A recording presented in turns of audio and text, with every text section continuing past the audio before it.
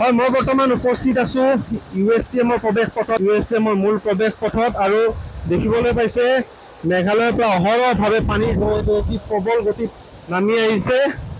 আৰু ইতিমধ্যে মুখ্যমন্ত্ৰীয়ে কেইবাবাৰো কৈছে যে মেঘালয়ৰ পৰা অহা পানী আচলতে সমগ্ৰ মহানগৰ প্লাবিত কৰি পেলাই। আমি সেই দৃশ্য দেখুৱাইছোঁ। কি এক ভয়াৱহ বান পৰিস্থিতি এই মুহূৰ্তত উদ্ভৱ হৈছে আমি দেখুৱাবলৈ যত্ন কৰিছোঁ। এটা পকী পথ সম্পূৰ্ণ খহি গৈছে। আজি স্থানত আচলতে এই স্থানত থিয় হৈ থকাটো এই মুহূৰ্তত সম্ভৱপৰ হৈ থকা নাই, কাৰণ যিকোনো মুহূৰ্ততে ভয়ংকৰ বিপদ ঘটিব পাৰে এই স্থানত। আৰু অহৰহভাৱে পানীৰ সোঁত এই মুহূৰ্তত আমি দেখুৱাইছোঁ। এটা পকীৰ পথ কিদৰে খহি গৈছে আমি সেই দৃশ্য দেখুৱাইছোঁ। এইদৰে অহৰহভাৱে পানীৰ ঢল নামি আহি আছে।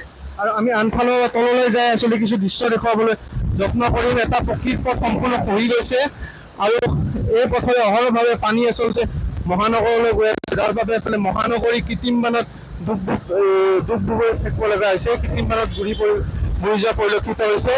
আচলতে গুৱাহাটী মহানগৰ কৃত্ৰিম বানত বুৰি যোৱা পৰিলক্ষিত হৈছে। কি এক ভয়াৱহ বান পৰিস্থিতিৰ উদ্ভৱ হৈছে আমি সমগ্ৰ দৃশ্য এই মুহূৰ্তত দেখুৱাবলৈ যত্ন কৰিছোঁ। এয়াই হৈছে পৰিৱেশ, আৰু এই পৰিৱেশৰ মাজতে আচলতে মহানগৰবাসীয়ে এইদৰে পকাই থাকিব লগা হৈছে। ভয়াৱহ বান পৰিস্থিতি এই মুহূৰ্তত দেখুৱাইছোঁ আমি USTMৰ প্ৰৱেশ পথৰ পৰা। কি পানীৰ সোঁত, আৰু পানীৰ সোঁতে অহৰহভাৱে আচলতে সমগ্ৰ অঞ্চলত আচলতে ব্যাপক প্লাৱনৰ সৃষ্টি কৰিছে। আৰু এইদৰে আমি দেখুৱাবলৈ যত্ন কৰিছোঁ যে কিদৰে ভয়াৱহ এক বান পৰিস্থিতিৰ উদ্ভৱ হৈছে। আৰু এই বান পৰিস্থিতিৰ বাবে আচলতে জীয়াতু ভুগিব লগা হৈছে অসমৰ সাধাৰণ জনতা।